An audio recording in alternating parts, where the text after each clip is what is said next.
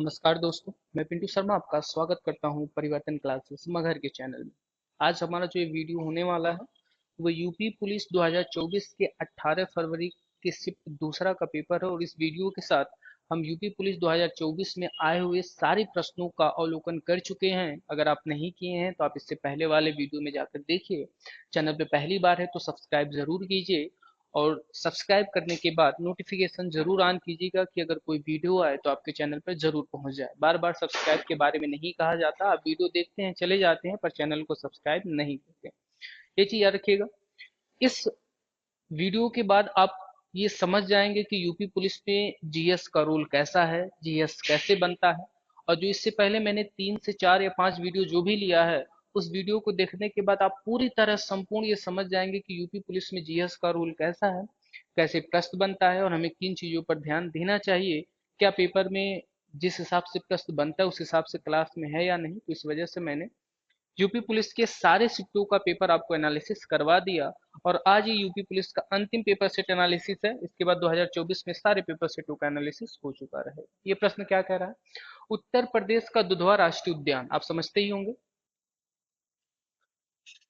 उत्तर प्रदेश का कौन सा राष्ट्रीय उद्यान? दुधवा राष्ट्रीय उद्यान निम्नलिखित में से किस जिले में स्थित है? सहारनपुर, मेरठ, यहाँ तो है नहीं, यहाँ नहीं, लखीमपुर खीरी। कहाँ पर है? लखीमपुर खीरी। अच्छा, अगर बात करें नेशनल पार्क के बारे में तो दुधवा नेशनल पार्क के बारे में थोड़ी सी चीजें आप समझिए। नेशनल पार्क को हिंदी में हम राष्ट्रीय उद्यान बोलते हैं। हम क्या बोलते हैं? राष्ट्रीय उद्यान। राष्ट्रीय उद्यान समझिए। इसे नेशनल पार्क का दर्जा कब मिला?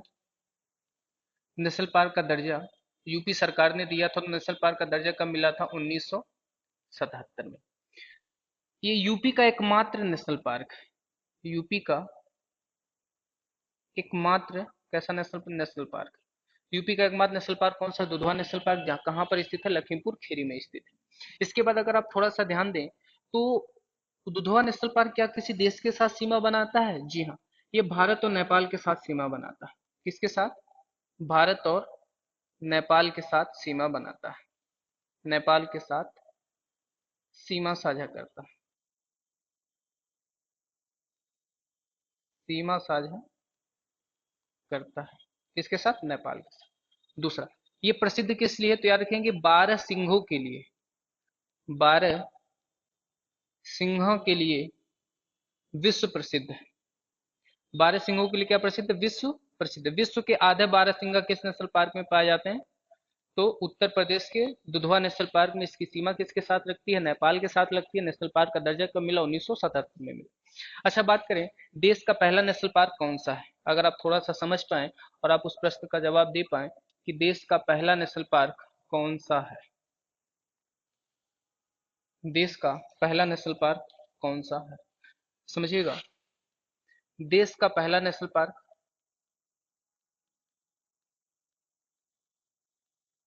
देश का पहला नेशनल पार्क, तो उसका नाम है जिम कॉर्बेट नेशनल पार्क। उसका नाम क्या है? Jim Corbett national park. इस नेशनल पार्क की स्थापना होती है 1936 में। जिस व्यक्ति ने स्थापना किया था उसका नाम है जिम कॉर्बेट था। और 1936 में स्थापना के बाद 1957 में इसका नाम चेंज हुआ। 1957 में इसका नाम क्या पड़ा था? Jim Corbett. 1957 में इसका नाम क्या पड़ा था? Jim Corbett national park. अच्छा, आप बताएंगे सर आपने दो जगह जिम कॉर्बेट नेशनल पार्क बता दिया, ऐसा कहाँ है? तो याद रखेंगे ये जो जिम कॉर्बेट नेशनल पार्क है जब इसकी स्थापना हुआ था वही तो मैं आपसे पूछना चाहता था। ये जो जिम कॉर्बेट नेशनल पार्क था जब इसकी स्थापना हुआ था तो ये जिम कॉर्बेट नेशनल पार्क से नहीं, ये हैली नेशनल पार्क से फेमस था। किस नेशनल पार्क से? Hailey national park. Hailey national park की स्थापना 1936 में। 1957 में इसका नाम चेंज किया गया और क्या नाम रखा गया? Jim Corbett national park. और वर्तमान में जिम कॉर्बेट नेशनल पार्क का नाम क्या है? वर्तमान नाम क्या है इसका? वर्तमान नाम, तो वर्तमान नाम है इसका Ramganga national park. Ram Ganga national park. और रामगंगा एक नदी है जो गंगा नदी की पहली सहायक नदी मानी जाती है, रामगंगा नदी। इसके अलावा अगर आप ध्यान दें, अगर प्रश्न पूछे कि सबसे ज्यादा नेशनल पार्क किस राज्य में है, देश में सबसे ज्यादा नेशनल पार्क, जरूर प्रश्न बनेगा यूपी पुलिस में, आप जरूर याद रखिएगा। देश में सबसे ज्यादा नेशनल पार्क कहां पर है? सबसे ज्यादा नेशनल पार्क, तो याद रखेंगे देश में सबसे ज्यादा नेशनल पार्क हैं Madhya Pradesh, total 12 national park हैं। इसके अलावा बात करें, किस राज्य में एक भी नेशनल पार्क नहीं है? किस राज्य में एक भी नेशनल पार्क नहीं है? किस राज्य में एक भी नेशनल पार्क नहीं है? तो याद रखेंगे ऐसा एकमात्र नेशनल पार्क है जहां पर एक भी नेशनल पार्क नहीं, वो कौन सा नेशनल पार्क राज्य है? पंजाब। एक बात और याद रखेंगे, जैसे कुछ नेशनल पार्क पेपर में बहुत पूछे जाते हैं, एक सिंह गैंडों के लिए प्रसिद्ध नेशनल पार्क कौन सा है? एक सिंह के गैंडों के लिए, एक सिंह के गैंडों के लिए प्रसिद्ध नेशनल पार्क, प्रसिद्ध नेशनल पार्क, तो याद रखेंगे एक सिंह के गैंडों के लिए जो प्रसिद्ध नेशनल पार्क है उसका नाम है काजीरंगा नेशनल पार्क। कौन सा national park? Kaziranga national park. Kaziranga national park है कहाँ पर? तो याद रखेंगे ये असम में है। कहाँ पर है? असम में। एक बात और याद रखेंगे, भारत का सबसे बड़ा नेशनल पार्क कौन सा है? भारत का सबसे बड़ा नेशनल पार्क, भारत का सबसे बड़ा नेशनल पार्क कौन सा है? तो जो भारत का सबसे बड़ा नेशनल पार्क है उसका नाम है हेमिस नेशनल पार्क। कौन सा national park? Hemis national park. और ये कहाँ पर स्थित है? तो याद रखेंगे ये है लद्दाख में। अच्छा, हेमिस नेशनल पार्क प्रसिद्ध किस लिए है, कोई बता पाएगा क्लास में? तो हेमिस नेशनल पार्क जो प्रसिद्ध है ये हिम तेंदुए के लिए प्रसिद्ध है। किस लिए? हिम तेंदुए के लिए। हम आपसे कुछ नेशनल पार्क पूछ रहे हैं जो यूपी पुलिस के हिसाब से बहुत जरूरी है, और आपकी बताना ये नैतिक जिम्मेदारी है कि कौन सा नेशनल पार्क कहाँ पर है। जैसे आपसे अगर हम पूछ लें नरोरा नेशनल पार्क कहाँ पर है? नरोरा नेशनल पार्क कहाँ पर है? इसके अलावा पूछ ले सिंगालीला नेशनल पार्क कहाँ पर है? सिंगालीला नेशनल पार्क कहाँ पर है? बांधवगढ़ नेशनल पार्क कहाँ पर है? बांधवगढ़ नेशनल पार्क कहाँ पर है? कुनो नेशनल पार्क कहाँ पर है? कुनो नेशनल पार्क कहाँ पर है? इसके अलावा और भी मानस नेशनल पार्क कहाँ पर है? मानस नेशनल पार्क कहाँ? कंचनजंगा नेशनल पार्क कहाँ पर है? कंचनजंगा नेशनल पार्क कहाँ पर है? कौन सा नेशनल पार्क कहाँ पर? तो याद रखेंगे नरोरा नेशनल पार्क आपका है पश्चिम बंगाल में। कहाँ पर? पश्चिम बंगाल। सिंगालीला नेशनल पार्क कहाँ पर? उड़ीसा में। सिंगालीला नेशनल पार्क कहाँ पर? उड़ीसा में। बांधवगढ़ नेशनल पार्क कहाँ पर है? मध्य प्रदेश में। कुल्लू नेशनल पार्क कहाँ पर है? मध्य प्रदेश में। मानस नेशनल पार्क असम में। कहाँ पर? असम में। और कंचनजंगा नेशनल पार्क कहाँ पर है? सिक्किम में। बात करें देश में कुल नेशनल पार्कों की संख्या कितनी है, तो देश में कुल नेशनल पार्कों की संख्या 106 है। प्रश्न एक था पर इसकी व्याख्या बहुत बड़ी थी। अगला प्रश्न क्या कह रहा है, एक बार ध्यान दीजिएगा। 2006 में संयुक्त राष्ट्र मानवाधिकार आयोग का नामकरण बदल दिया गया, और इसका नाम बदलकर निम्नलिखित में से क्या कहा किया गया?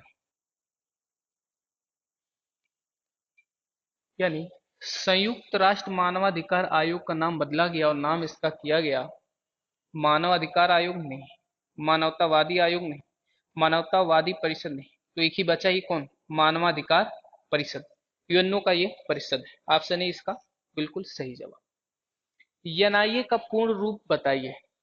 National investigation agency, national investigation agency, new investigation agency, Naval investigation agency, या नेशनल इंक्यूबेशन एजेंसी। तो याद रखेंगे नेशनल इन्वेस्टिगेशन एजेंसी कौन है?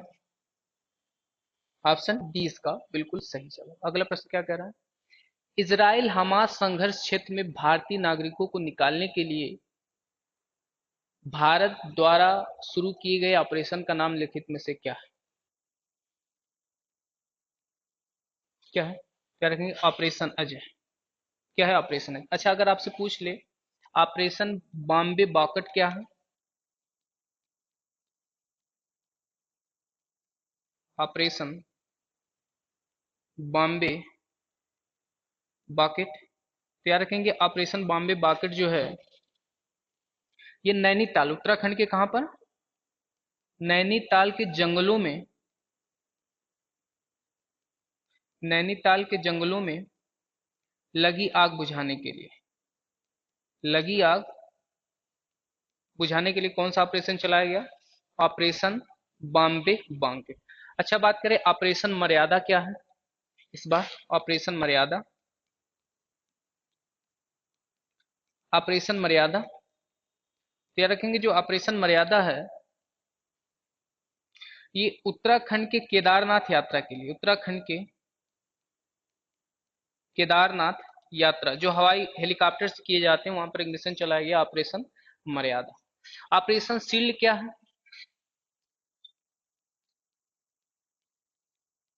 ऑपरेशन शील्ड याद रखेंगे जो ऑपरेशन शील्ड है ये इजरायली का ईरान द्वारा किया गया जो ऑपरेशन था उसे रोके हैं, यानी एक शील्ड मतलब क्या, सुरक्षा, यानी इजरायली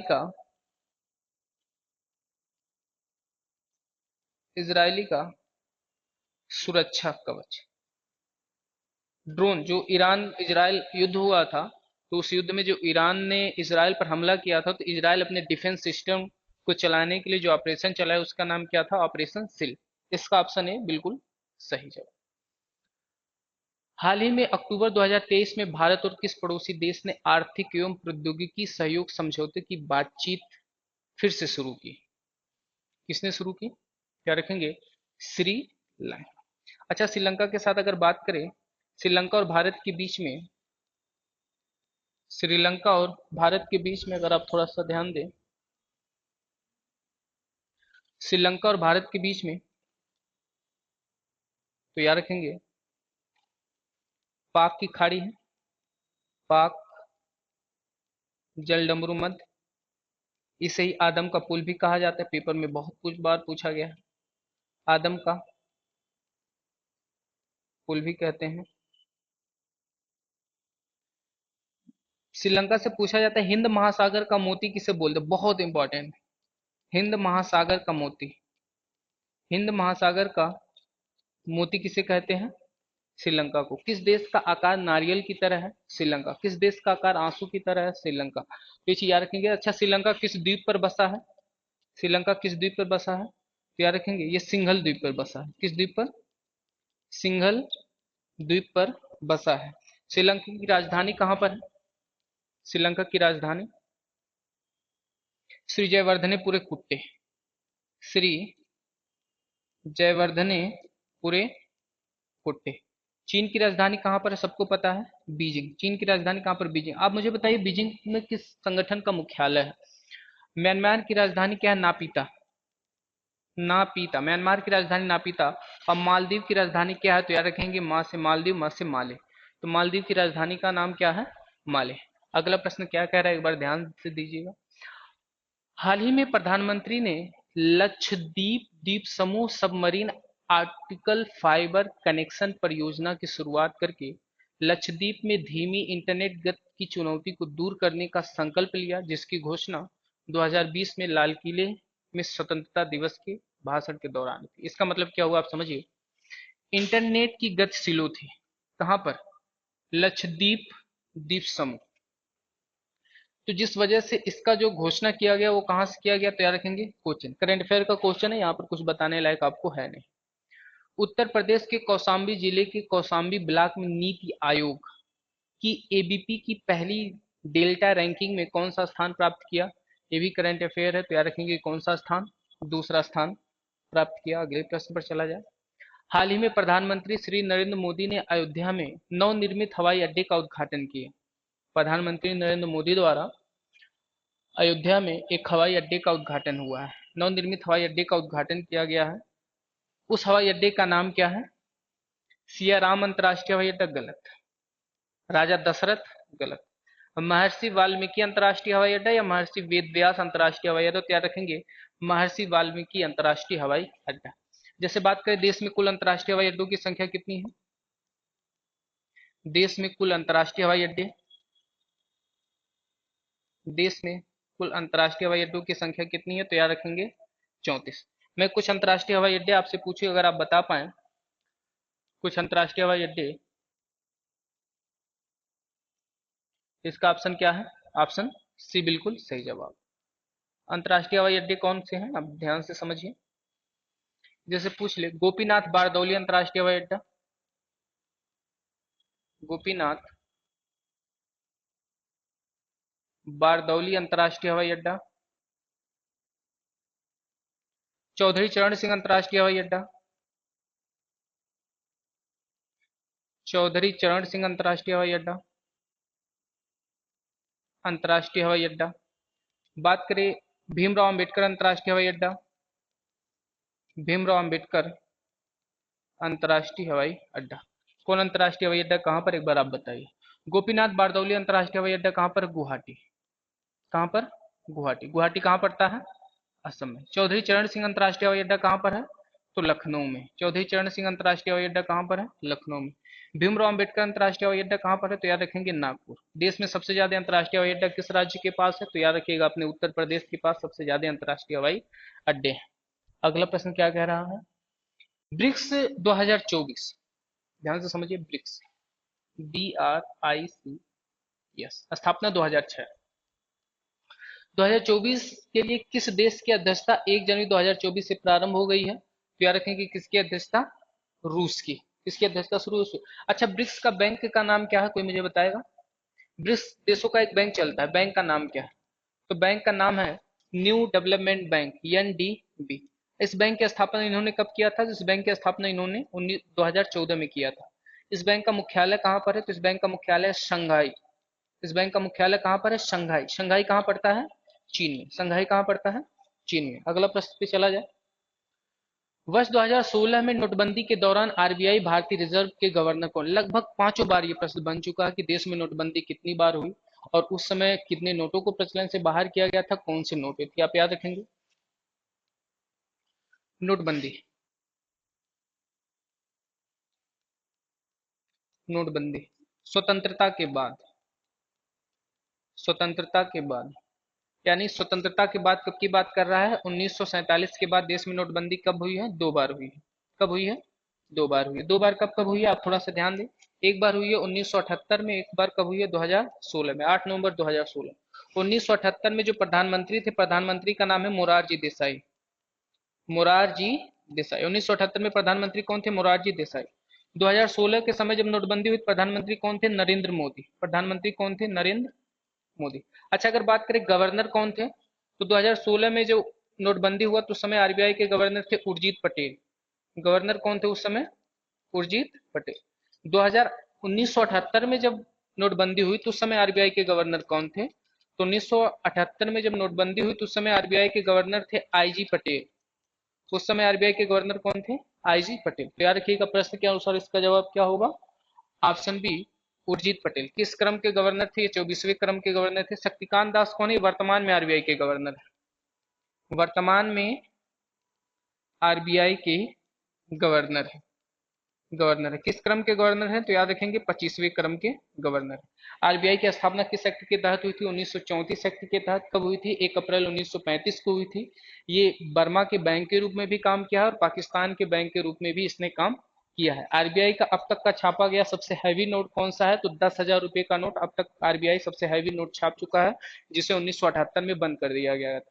भारत में कुल नोटबंदी कितनी बार हुई, तो भारत में कुल नोटबंदी 3 बार हुई। एक बार 1946 में, एक बार 1978 में, एक बार 2016 में। लेकिन बात करें कि स्वतंत्रता के बाद भारत में नोटबंदी कब हुई है, तो 2 बार, 1978 में और 2016 में। ये जरूर आप याद रखेंगे, पेपर में प्रश्न जरूर पूछेगा। 9वां प्रश्न क्या कह रहा है, एक बार देखें। उत्तर प्रदेश में ऑनलाइन वित्तीय धोखाधड़ी, ऑनलाइन पैसों को लेकर धोखाधड़ी रिपोर्ट करने के लिए व्यक्तियों को हेल्पलाइन नंबर पर साइबर अपराध की शिकायत करने की समय सीमा, यानी कितने समय के अंदर आप, अगर आपके साथ धोखाधड़ी हुआ है तो आप शिकायत कर सकते हैं, तो याद रखेंगे कितने समय, 24 घंटा। अगले प्रश्न पे चला जाए। अगला प्रश्न क्या कह रहा है, केंद्रीय और राज्य करों के जटिल जाल के जगह GST कानून। केंद्रीय और राज्य के जटिल जाल के समय कौन सा कानून आया था, GST। GST देश में लागू कब हुआ था, तो कोई मुझे बताएगा GST देश में लागू कब हुआ था, तो GST देश में लागू हुआ था 1 जुलाई 2017 को। लागू कब हुआ था, 1 जुलाई 2017 को। पूछा गया कानून किस वर्ष लागू हुआ, 2017। अच्छा, बात करें GST लागू करने वाला पहला राज्य, बहुत बार हमने पूछा है, तो GST लागू करने वाला पहला राज्य कौन सा है, असम। GST लागू करने वाला सबसे लास्ट राज्य कौन था, अंतिम राज्य, अंतिम केंद्र शासित प्रदेश या राज्य, तो याद रखेंगे जम्मू कश्मीर। भारत में GST कहाँ से ली गई है, तो कनाडा से आधारित है। विश्व में पहली बार GST कहाँ लागू हुई थी, तो फ्रांस में लागू हुई थी। निम्नलिखित में से किस क्रिकेटर ने खेल कूद के उत्कृष्ट प्रदर्शन के लिए अर्जुन पुरस्कार 2023 जीता, तो याद रखेंगे मोहम्मद शमी। अर्जुन पुरस्कार 2023 कितने खिलाड़ियों को मिला है? तो याद रखेंगे 26 लोगों को मिला है। कितने लोगों को मिला है? 26 लोगों को मिला है। बात करें मेजर ध्यानचंद पुरस्कार कितने लोगों को दिया गया? मेजर ध्यानचंद पुरस्कार कितने लोगों को दिया गया? तो ये 2 लोगों को दिया गया, चिराग शेट्टी और सात्विक साईराज, ये 2 लोगों को दिया गया है मेजर ध्यानचंद पुरस्कार। अगला क्या है? क्या निम्नलिखित में से किस देश की आधिकारिक मुद्रा है? क्या निम्नलिखित में से किस देश की आधिकारिक मुद्रा है? तो याद रखेंगे म्यांमार। श्रीलंका की मुद्रा का नाम क्या है? रुपया। श्रीलंका की मुद्रा का नाम क्या है? रुपया। टर्की की मुद्रा का नाम क्या है? लीरा। टर्की की मुद्रा का नाम क्या है? लीरा। अफगानिस्तान की मुद्रा का नाम क्या है? अफगानी। अफगानिस्तान की मुद्रा का नाम क्या है? अफगानी। अगला प्रश्न क्या कह रहा है, एक बार ध्यान से समझिए। ये सारे पेपर यूपी पुलिस के 18 फरवरी 2024 के शिफ्ट के आए हुए हैं। राष्ट्रीय बालिका दिवस, ध्यान से समझिए, राष्ट्रीय बालिका दिवस किस तिथि को मनाया जाता है? तो याद रखेंगे 24 जनवरी। आप मुझे बता सकते हैं 9 जनवरी को कौन सा दिवस मनाते हैं? 9 जनवरी को। 15 जनवरी को कौन सा दिवस मनाते हैं? 16 जनवरी को कौन सा दिवस मनाते हैं?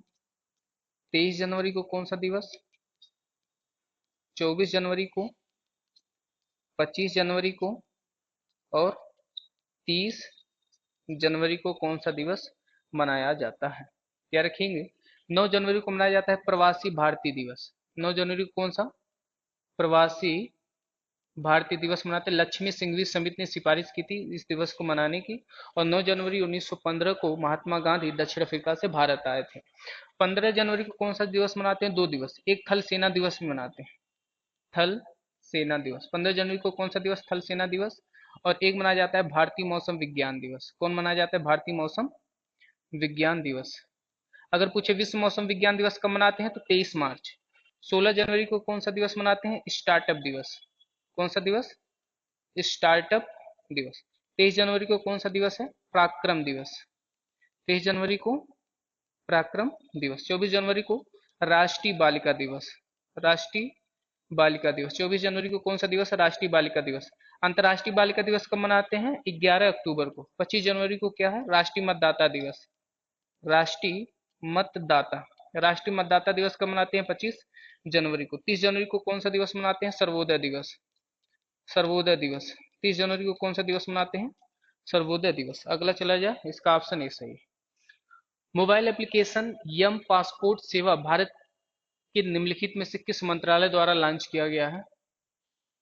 मोबाइल एप्लीकेशन है एक, जो कैसा एप्लीकेशन है? यम पासपोर्ट सेवा के रूप में शुरू किया गया है। किस मंत्रालय ने शुरू किया? तो याद रखेंगे विदेश मंत्रालय ने शुरू किया। Option C is the correct answer. Chandrayaan 3 के रोवर का नाम क्या है? ध्यान से समझिए, चंद्रयान 3 के रोवर का नाम क्या है? तो उसके रोवर का नाम है प्रज्ञान। बात करें चंद्रयान फर्स्ट कब छोड़ा गया था? चंद्रयान फर्स्ट, चंद्रयान फर्स्ट कब छोड़ा गया? तो याद रखेंगे चंद्रयान जो फर्स्ट छोड़ा गया था, ये छोड़ा गया था 2008 को। कब छोड़ा गया था? 2008 को। किस रॉकेट की मदद से छोड़ा गया था? तो रॉकेट था PSLV C11। किस रॉकेट की मदद से छोड़ा गया था? PSLV C का। ये वो रॉकेट होता है जो उस मिशन को लेकर जाता है। अगला प्रश्न क्या है? अगला प्रश्न कह रहा है कि चंद्रयान 2 कब छोड़ा गया? चलिए बताइए। चंद्रयान 2, चंद्रयान 2 कब छोड़ा गया? चंद्रयान 2, तो चंद्रयान 2 छोड़ा गया था 22 जुलाई 2019 को। कब छोड़ा गया था? 22 जुलाई 2019 को। इसमें रॉकेट का नाम क्या था? रॉकेट का नाम क्या रखेंगे? रॉकेट का नाम इसमें था PSLV हो गया, ये हो गया GSLV यम के थर्ड। GSLV यम के थर्ड। आपको पता होगा अभी हाल ही में चंद्रयान 3 भी छोड़ा गया है। अभी हाल ही में क्या छोड़ा गया है? चंद्रयान 3। हाल ही में क्या छोड़ा गया? चंद्रयान 3 भी छोड़ा गया है। और चंद्रयान 3 कब छोड़ा गया है? तो कोई मुझे बताएगा चंद्रयान 3 कब छोड़ा गया? ये छोड़ा गया 14 जुलाई 2022। 14 जुलाई 2022 है या 23 है? कोई बताएगा मुझे? 14 जुलाई 2023। 14 जुलाई 2023। बात करें रॉकेट का नाम क्या था? रॉकेट का नाम था LVM M4। LVM M4। इसके अलावा अगर आप ध्यान दें, मंगलयान भारत कब छोड़ा है? मंगलयान मंगलयान भारत कब छोड़ा है?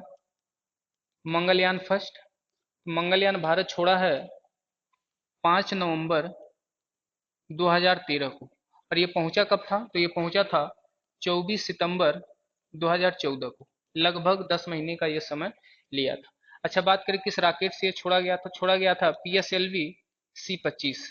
किस रॉकेट से? PSLV C-25। और मंगलयान फर्स्ट जो है, भारत पहले ही प्रयास पर मंगल की सतह पर पहुंचने वाला विश्व का पहला देश बन गया था जब ये मिशन लाया गया था। अच्छा, एक प्रश्न आपसे कई बार पेपर में पूछा जाता है कि पहले भारतीय जो चंद्रमा अंतरिक्ष पर यात्रा पे गए, पहले भारतीय जो अंतरिक्ष यात्रा पर गए, पहले भारतीय जो अंतरिक्ष गए और पहली महिला जो अंतरिक्ष गई, पहली भारतीय महिला पहली भारतीय महिला जो अंतरिक्ष गई, तो पहली भारतीय महिला कौन है जो अंतरिक्ष गई? तो याद रखेंगे, पहली भारतीय महिला का नाम है कल्पना चावला। नाम क्या है? कल्पना चावला। और बात करें पहले भारतीय पुरुष कौन है? राकेश शर्मा। पहले भारतीय पुरुष कौन है? राकेश शर्मा। अच्छा, बात करें विश्व में पहले व्यक्ति जो अंतरिक्ष में गए थे, तो यूरी गागरिन 1961 में गए थे। विश्व की पहली महिला जो अंतरिक्ष में गई थी, तो टेलेस्कोवा रूस की है, 1963 में गई थी। चंद्रमा की सतह पर उतरने वाला पहला व्यक्ति कौन है? Neil Armstrong. इसे कॉपी पे नोट कीजिएगा, यूपी पुलिस में जरूर पूछा जाएगा कि चंद्रमा पर उतरने वाला पहला व्यक्ति कौन सा है। चंद्रमा चंद्रमा की सतह पर उतरने वाला चंद्रमा की सतह पर उतरने वाला पहला व्यक्ति चंद्रमा की सतह पर उतरने वाला पहला व्यक्ति कौन है? तो याद रखेंगे, उस पहले व्यक्ति का नाम है नील आर्मस्ट्रांग। नील आर्मस्ट्रांग किस मिशन के तहत गया था? अपोलो। किस मिशन के तहत? अपोलो 11 के तहत। और ये कब गया था? तो याद रखेंगे 1969 में। कब गया था? 1969 में।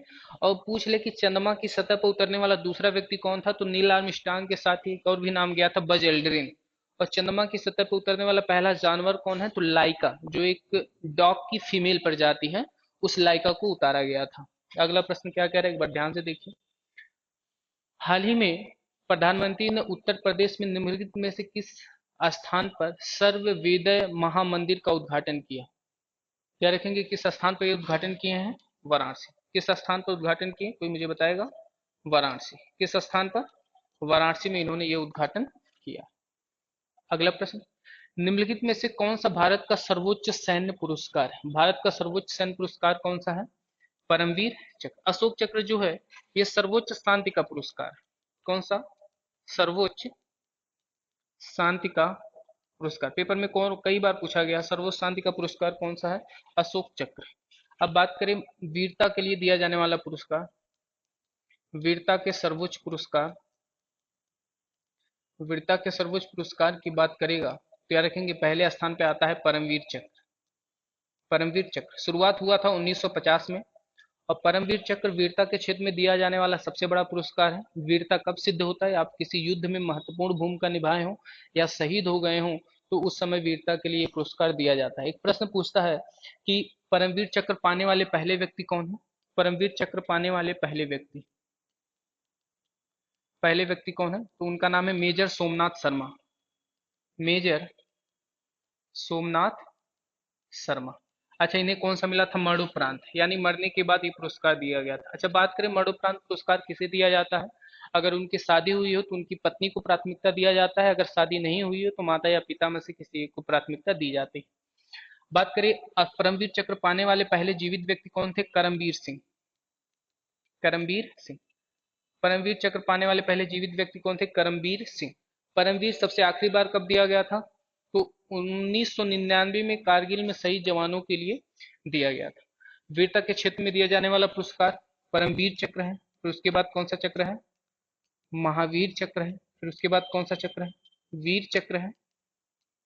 वीर चक्र है। फिर उसके बाद कौन सा? विशिष्ट सेवा मेडल। फिर उसके बाद कौन सा आता है? विशिष्ट सेवा मेडल। उसके बाद कौन सा आता है? विशिष्ट सेवा मेडल। तो वीरता के क्षेत्र में दिया जाने वाला ये 4 पुरस्कार है। इन चारों पुरस्कारों की शुरुआत 1950 में हुई थी। तो याद रखिएगा, ये मैंने आपको पूरा यूपी पुलिस में आए हुए सारे एग्जामों का 2024 में प्रैक्टिस करवा दिया कि किस हिसाब से प्रश्न पूछा। आप ये भी देखें कि प्रश्न कैसा पूछा है। प्रश्न बहुत उटपटांग नहीं पूछा, पर कुछ जगह प्रश्न पूछा हुआ था। तो याद रखिएगा, सारे वीडियो को देखकर अपने एग्जाम हॉल में जरूर जाइएगा, बहुत मदद मिलने वाली है आपको। और चैनल पर पहली बार है तो सब्सक्राइब कीजिएगा। और नौकरी लेने के लिए आपको मेहनत करनी पड़ेगी। माँ सरस्वती सबका साथ दे। मिलते हैं नेक्स्ट वीडियो में। धन्यवाद।